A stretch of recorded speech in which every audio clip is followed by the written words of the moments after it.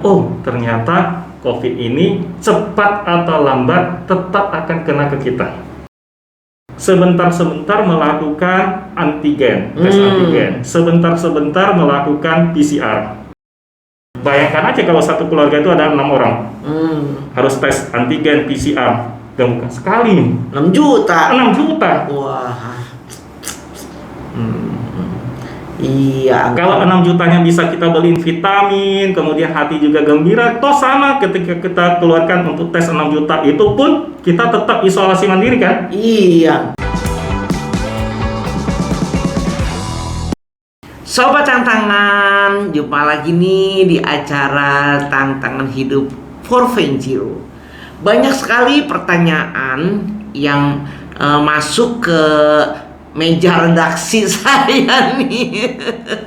Ya, tentang katanya bagaimana sih menghadapi situasi genting saat ini. Situasi genting karena apa? Karena COVID. Nah, kita langsung saja ke Uncle Edi. Kita banyak bertanya. Uncle Edi ini serba tahu, serba bisa, ya. Dan kesempatan ini kita langsung aja tanya Uncle. Nih Uncle, banyak orangnya WA, telepon saya nih.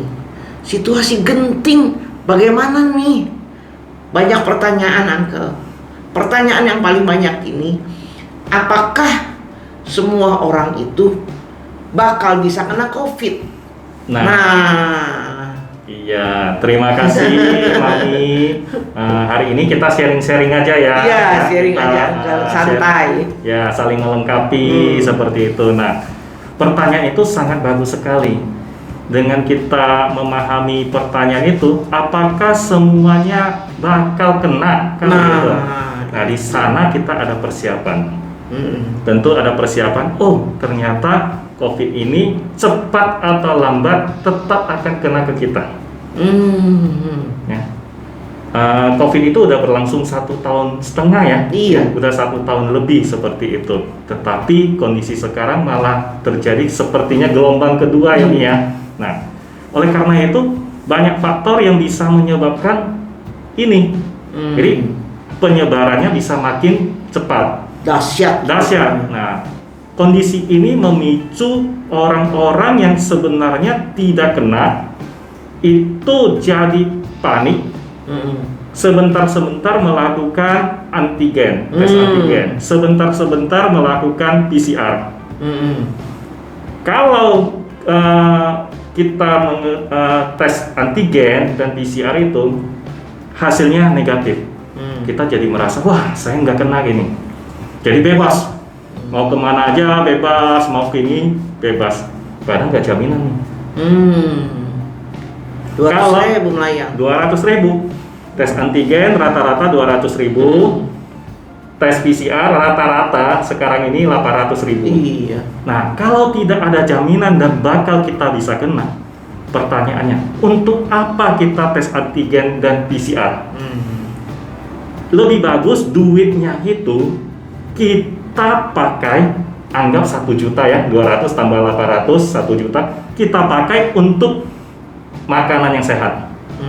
Kita beli buah, kita beli makanan yang sehat, minuman yang ini. Kalau kita pakai hanya untuk ngetes, 1 juta sudah melayang. Iya. Kalau positif, mau dana dari mana lagi? Kalau negatif, juga kita merasa bebas-bebas saja, padahal enggak. Misalkan pada saat kita ngetes, hasilnya negatif, pada saat kita pulang kena, kita udah positif loh. Jadi solusinya bagaimana? Solusinya adalah saat ini kita menganggap kita sudah kena. Selama COVID belum berakhir, kita adalah mau OTG atau penyintas, itulah kita. Karena orang yang kena sudah bisa kena lagi.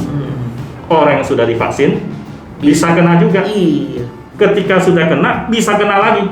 Selama ini belum reda, kita menganggap diri kita sudah kena. Jadi apakah kita perlu sebentar-sebentar untuk ngetes antigen sama PCR? Boleh kalau duitnya banyak. Kalau tidak ada, kita menganggap diri kita udah kena. Kalau kita positif, perlakuan kita tentu isolasi mandiri toh, pakai masker dan semuanya. Kalau negatif, apakah kita nggak pakai masker? Apakah kita nggak isolasi mandiri? Apakah kita nggak menjaga protokol kesehatan? Sama toh? Sama aja. Jadi apa gunanya kita ngetes? Kalau tidak ada gejala, kita langsung nganggap diri kita positif. Hemat 1 juta.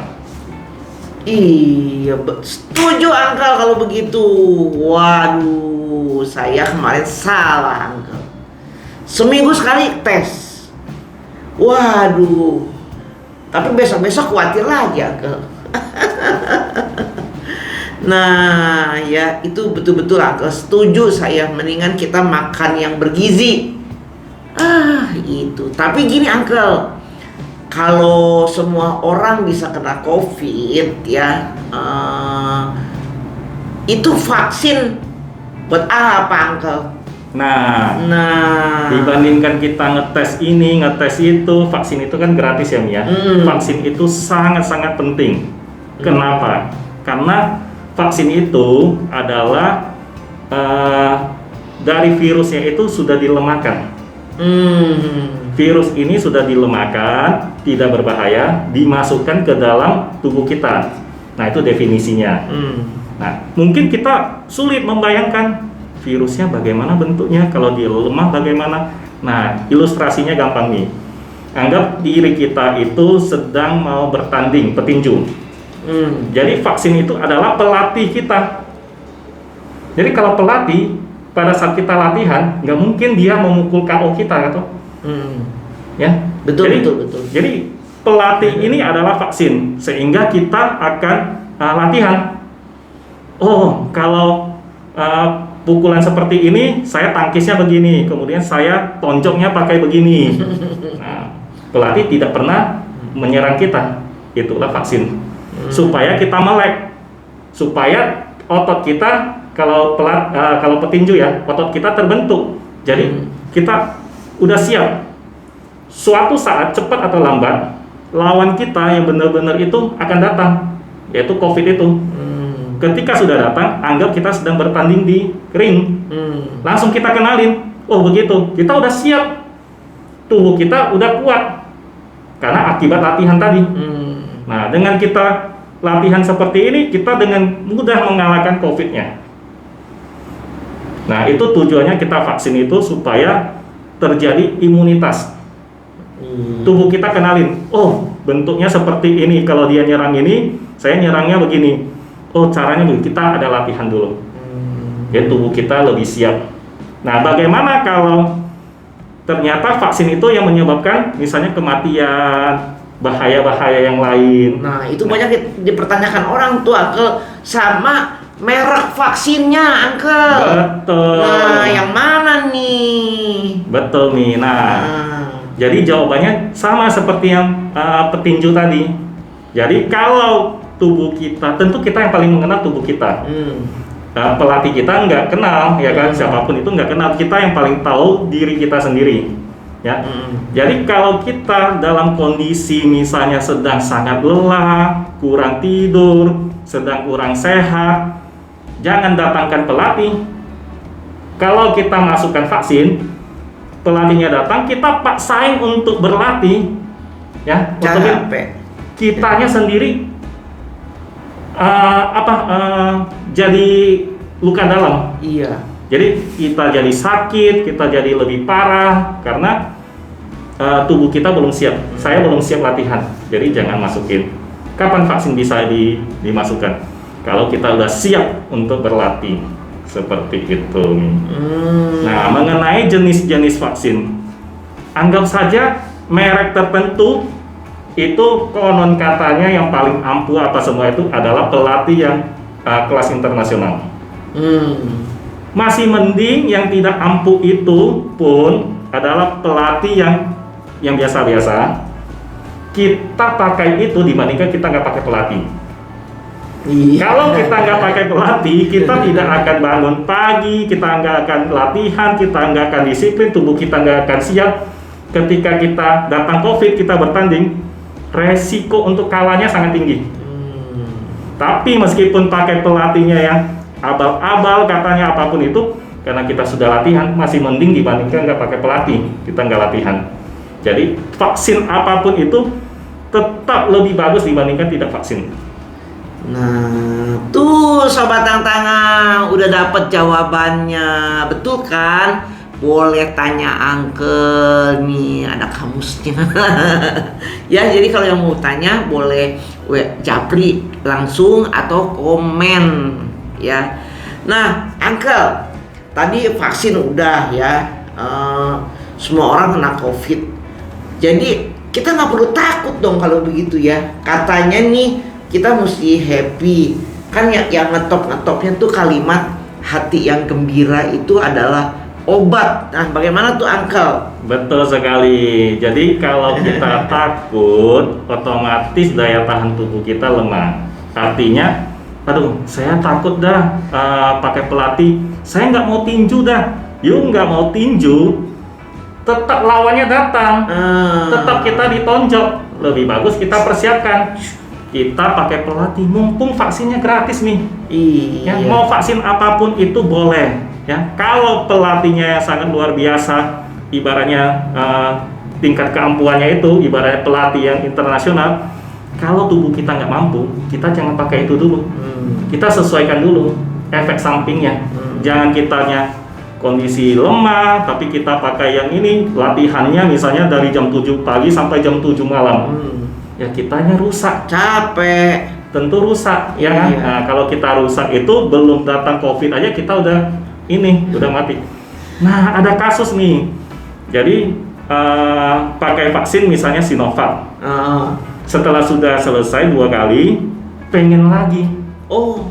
Tambah lagi yang lain. Bukan makin ampuh nih, makin menyerang diri sendiri. Wah. Artinya udah pakai pelatih yang satu ini belum selesai, belum diiniin, udah ganti pelatih yang lain.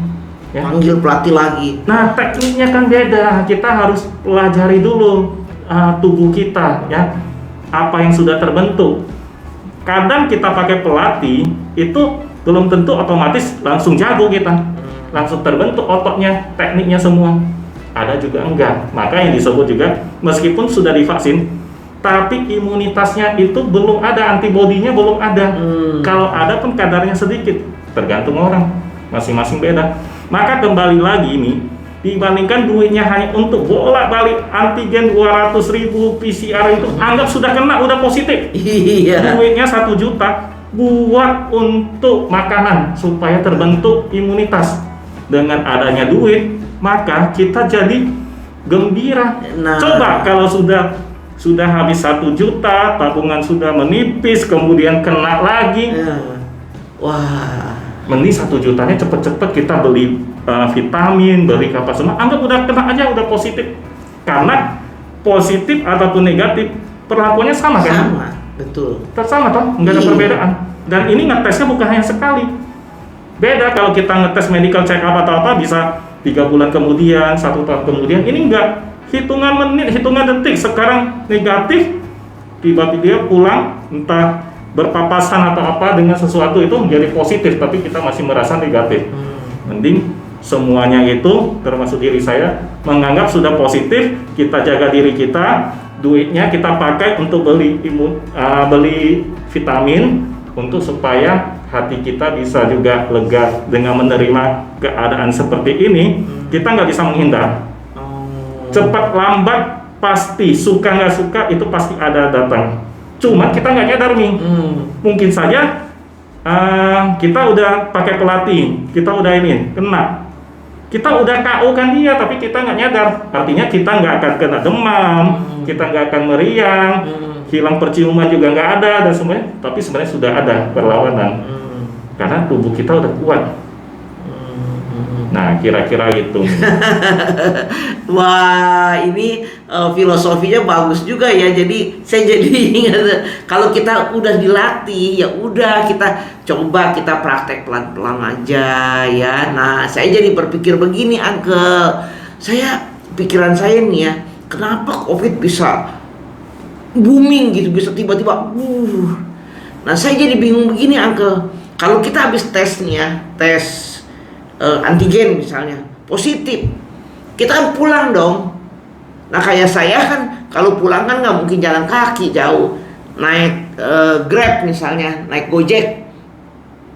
Begitu kita naik Gojek, tukang Gojeknya udah langsung kena ya Uncle ya. Waduh, terus kita alungan naik mobil, kita kan nggak bilang sama sopir, saya COVID loh. Naik mobil sampai rumah, nah bekasnya ini dinaikin orang lagi, nah lagi. Mungkin saya jadi pikir, aduh. Tapi sebenarnya kata Uncle tadi ya, lebih baik kita menerima aja, nikmati aja. Kalau kita udah kena COVID, ya kita isoman happy aja loh di rumah gitu ya Uncle ya. Betul. Kena atau enggak kena, kita nganggap udah kena. Udah di rumah aja. Kita juga harus cepet-cepet vaksin. Nah, pertanyaan Mami, kenapa bisa cepet sekali penyebaran sekarang dan kok terjadi kayak gelombang kedua ya seperti itu? Karena kita kurang cepat untuk menyelesaikan vaksinnya. Sebelum itu terjadi, kita sudah kumpul-kumpul, sudah mudik, sudah ada acara yang pesta apapun itu. Kita nggak menunggu sampai vaksinnya udah melebihi 50%, kita baru ketika ada pemerintah menetapkan oke, sudah boleh, baru kita belum apa-apa udah tidak mematuhi protokol, kadang penuhi juga ya semacam ada dan nggak ada seperti itu nih. Itu sama seperti ini. Jadi ketika lawan kita itu mematikan kita yang belum vaksin, ya udah menang ini, dia udah tahu COVID-nya ini, kemudian dia kan mutasi, dia pindah ke orang lain. Orang lain ini meskipun sudah pakai pelatih, otomatis juga pasti bisa udah ditahu teknik-tekniknya. Jadi semakin lihai si lawan ini, si COVID ini, dia semakin cepat bermutasi. Bayangkan kalau setiap orang itu mau vaksin, sampai di sini udah kita pukul KO. Sama Mami udah Mami pukul KO, sama ini udah pukul KO. Bagaimana dia mutasi? Nah, itu. Tapi kalau nggak dipukul KO, ini bisa bermutasi loh nih. Ya, bahkan kadang jasad itu kan meskipun udah dipukul KO, dia kan menang ya. Itu dia udah bermutasi. Kita udah deket dengan ini, hanya kita kena. Dia udah lebih kuat lagi. Karena sempat sudah tahu, sudah pukul KO, dia udah tahu teknik-tekniknya seperti itu. Nah, kira-kira ilustrasi seperti itu. Tapi setiap udah masuk ke tubuh kita, kita nggak bisa halangin. Kita juga nggak tahu siapa yang menyebarkan ke kita dan kita udah menyebarkan kemana. Itu tidak penting lagi. Yang paling penting udah masuk ke kita langsung pukul KO. Jangan sampai dia bermutasi, jangan sampai dia kemana-mana. Tapi tetap kita pakai masker. Tujuannya, saya udah kuat ini pelatih. Ya kalau kita lawannya hanya 1-2 nggak apa-apa. Kalau 1000, kalau 1 juta, tetap bonyok juga kita. Jadi tetap kita anggap diri kita positif, kita tambah imunitas. Ya, tambah imunitas dengan yaitu tidur yang cukup, makan makanan yang sehat. Nah, tentu keuangannya juga harus dijaga.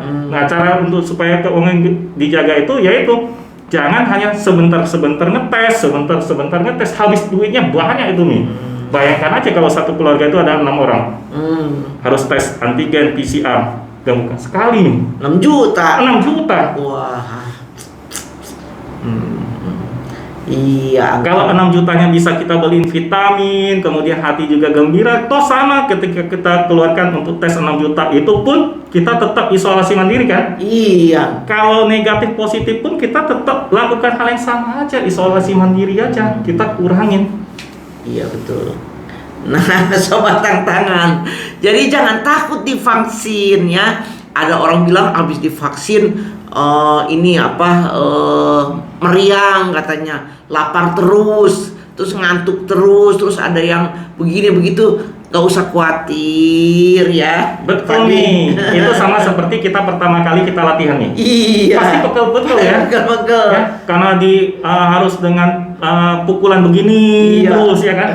Pegel ini. Lah iya, wajar. Istirahat dulu, kemudian biarkan bekerja. Ntar akan timbul ototnya, kita mulai timbul, penyesuaian kita timbul, makin lama kita makin sigap ketika ada sesuatu datang, kita udah siap. Nah. Jadi reaksi vaksin itu wajar. Nah, Uncle, satu lagi pertanyaan nih sebelum kita tutup. Sekarang anak-anak, Uncle, ya, boleh nggak divaksin? Ayo. Nah, tentu pelatih itu kan, misalkan kita petinju kan juga ada range umurnya juga ya. Nah, ini yang dilema. Jadi Kalau kita nggak cepat, yang sudah berusia sesuai dengan yang ditetapkan itu di atas 18 tahun itu, kita cepat-cepat vaksin, kasihan. Kalau variannya itu bermutasi, akhirnya cocok. Jadi awalnya itu, misalnya lawannya itu adalah untuk orang dewasa. Lama-lama dia makin ganas, misalnya lawan itu adalah preman, ya kan? Anak kecil pun dia hantam. Nah, sebelum itu terjadi, kita dulu yang orang dewasa, yang bukan anak-anak, cepet-cepet vaksin, cepet-cepet kita jaga makanan kita, vitamin kita, ya. Invest ke sana, jangan invest itu hanya untuk bola-balik ngetes. Ya, 200.000 itu bisa beli banyak loh makanan. Lebih bagus untuk di sana aja, anggap sudah positif. Ya, buat anak-anak juga sama, dikasih vitamin, dikasih makanan yang sehat. Dengan menjaga tubuh kita seperti itu, meskipun datang 1-2 bisa kita KO-kan. Iya, wah. Terima kasih Uncle ya. Baik. Sudah memberikan ilustrasi filosofi yang demikian bagusnya, cukup bisa menenangkan kita dalam situasi genting seperti saat ini. Nah, Uncle, sebelum kita tutup, pesan-pesan penting dalam situasi genting seperti ini. Ayo Uncle, apa ayo? Nah, ini sangat menarik nih. Satu, kita nganggap diri kita udah positif, jadi kita bisa terima kenyataan. Sehingga kita selalu ingat untuk menjaga diri kita, jangan sampai musuh juga datang atau kita merekomendasikan musuh ini untuk menyerang orang lain.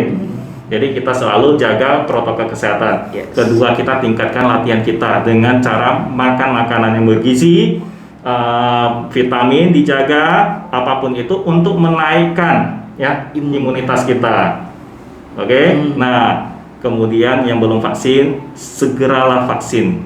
Nah, ini adalah pendapat pribadi, pendapat kita sharing. Mungkin ada sobat tantangan yang di luar sana yang sedang menonton ini punya pemahaman yang berbeda atau apa, boleh kita sharing selama tujuannya itu adalah positif. Bagaimana kita untuk bisa melewati masa pandemi ini? Kira-kira begitu nih. Wah, terima kasih Uncle ya.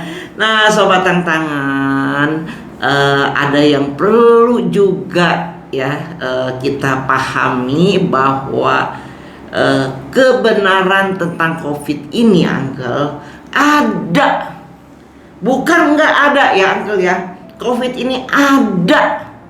Dan para sobat tantangan yang merasa seperti tidak percaya COVID ini ada, tolong kita jaga semuanya dengan memahami bahwa COVID itu ada.